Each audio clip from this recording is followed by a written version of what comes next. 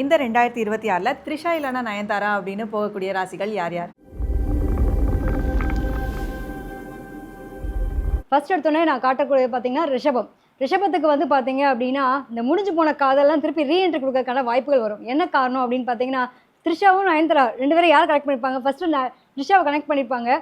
த்ரிஷா வந்து கிளம்பி போயிருப்பாங்க, இன்னைக்கு வேணாம் எனக்கு விட்டுட்டு போயா அப்படின்ற மாதிரி கிளம்பி போயிருப்பாங்க. நயன்தாரா வந்ததுக்கப்புறம் இல்லை எனக்கு உன்னை ரொம்ப பிடிக்குது, நீ தான் எனக்கு இல்லாமல் என் வாழ்க்கையில் ஒன்றுமே இல்லைன்ற மாதிரி ரீஎன்ட்ரி கொடுப்பாங்க. ஒரே கலர் 2 மாங்கன்ற மாதிரி இதெல்லாம் நீங்கள் அனுபவிக்க வேண்டிய காலகட்டம். ரொம்ப கவனமாக இருங்க. முடிஞ்சு போன காதெல்லாம் ரீஎன்ட்ரி கொடுக்கும், ரொம்ப கவனம். அடுத்ததாக பார்த்தோம் அப்படின்னா கடகம். கடகத்தில் பார்த்தீங்க அப்படின்னா இவங்களுக்கு 2ஆம் இடத்துலேயே வந்து கேது வராரு. குடும்பம் வாக்கு தனம் சொல்லக்கூடிய இடம் தான் நமக்கு அது 2ஆம் இடம். அந்த 2ஆம் இடத்துல கேது வரும்போது பார்த்தீங்க அப்படின்னா இவங்களுக்குமே வந்து இந்த பொண்ணு இல்லைன்னா என்னப்பா ஏன் இவ்வளோ நாள் உட்காந்து புலம்பிட்டு இருந்தோம், குரு வந்தோன்னே என்ன பண்ணோம் அப்படின்னா உட்காந்து நம்மளா காத்துட்டு இருந்து இவ்வளோ தூரம் நம்ம கெஞ்சி நம்மளோட தன்மானமே போச்சு, இதுக்கு மேலே என்ன ஆக போகுது, இந்த பிள்ளை தூக்கி போட்டு இன்னொரு பிள்ளைய பார்ப்போம்ப்பா அப்படிங்கிற அளவுக்கு எண்ணங்கள் தோணும். ஸோ கடகத்தில் இருக்கவங்களுக்கும் 2வது காதல் மலர்றதுக்கான வாய்ப்புகள் உண்டு. த்ரிஷா இல்லைன்னா நயன்தாரா. அடுத்ததாக பார்த்தோம் அப்படின்னா சிம்மராசி. சிம்மராசியை பொறுத்த வரைக்கும் பார்த்தீங்க அப்படின்னா காலச்சக்கரத்தின் 5ஆம் இடம் சொல்லக்கூடியது எப்பவுமே காதல் காமம் அப்படின்ற ஒரு விஷயத்தை குறிக்கக்கூடிய ஒரு அமைப்பு. காதல் அப்படின்னாலே வந்து 5ஆம் இடம் தான். ஸோ அந்த 5ஆம் இடத்துல கேது வரும்போது நம்ம புத்தி மலங்கி போவோங்க.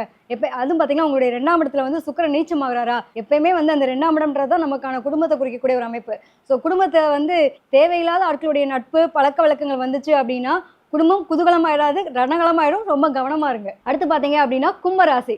காலச்சக்கரத்தின் 11ஆம் இடம்ன்றது லாபஸ்தானத்தை குறிக்கக்கூடிய ஒரு அமைப்பு. அதாவது தலைமையில ராகு உட்கார்ந்துட்டு இருக்காரு. ராகு என்ன பண்ணுன்னா இருக்கிறத விட்டுட்டு பறக்கிறதுக்கு ஆசைப்படும்னு சொல்லுவாங்க. அந்த மாதிரி உங்களுக்கு வீட்டில் என்னதான் கிளி மாதிரி பொண்டாட்டி இருந்தாலும் ஒரு மாதிரியான ஒரு நிலை வேணுன்ற மாதிரியான ஒரு ஆசை அபிலாசை இருக்கும். ஸோ அந்த மாதிரியான ஒரு எண்ண சிந்தனை போகாமல் இருந்துச்சு அப்படின்னா வாழ்க்கை ரொம்ப அழகாக இருக்கும்.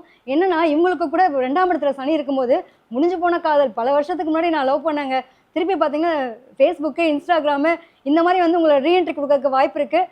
தப்பித்தவரை அந்த பக்கம் திரும்பினீங்க அப்படின்னா குடும்பம் வேற மாதிரி ஆகிடும். ஸோ கவனமாக இருக்கிறது ரொம்ப நல்லதுங்க.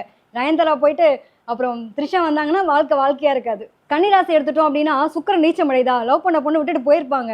திருப்பி வந்து பார்த்தீங்க அப்படின்னா பல வருஷம் ஆயிருக்கும், இவருக்கும் கல்யாணம் ஆகி நல்ல ஒரு லைஃப் பார்ட்னர் அப்படின்றத அமைச்சு சூப்பராக போயிட்டுருக்கோம். எடுத்துக்காட்டுக்கு எடுத்துட்டோம் அப்படின்னா சில்லுன்னு ஒரு காதல் படம் பார்த்துருப்போம். அதாவது அதில் வந்து ஜோதிகா மேம் வந்து ஒய்ஃபாக இருப்பாங்க. லாஸ்ட்டில் வந்து பூமிகா மேம் வந்து திருப்பி ரீஎன்ட்ரி கொடுப்பாங்க அவங்க லவ்வர். ஜோதிகா மேம் வந்து ரொம்ப ஃபீல் பண்ணுவாங்க, ஐயோ என்னடா நம்ம வீட்டுக்காருக்கு ஒரு லவ் இருந்துச்சு, அந்த லவ் சேர்த்து வைக்கலாம் அப்படின்ற அளவுக்கு ஃபீல் பண்ணுவாங்க. லாஸ்ட்டில் பார்த்தீங்கன்னா நியூயார்க் நகரம் பிரதண்ட் அப்படின்ற மாதிரியான பாட்டு பாட வேண்டிய சூழ்நிலைலாம் வந்துடும். ஸோ ரொம்ப கவனமாக இருங்க. முடிஞ்சு போன காதலுக்கு உயிர் கொடுத்தீங்கன்னா இருக்கிற காதல் இருக்கிற வாழ்க்கையை தொலைக்கிற மாதிரியான அமைப்புகள் இந்த வருஷத்தில் வர்றதுக்கு வாய்ப்பு இருக்குது. ஸோ 2026ல் இந்த ராசிக்காரவங்கலாம் ரொம்ப கவனமாக இருங்க. த்ரிஷா இல்லைன்னா நயன்தாரா வரலாங்க.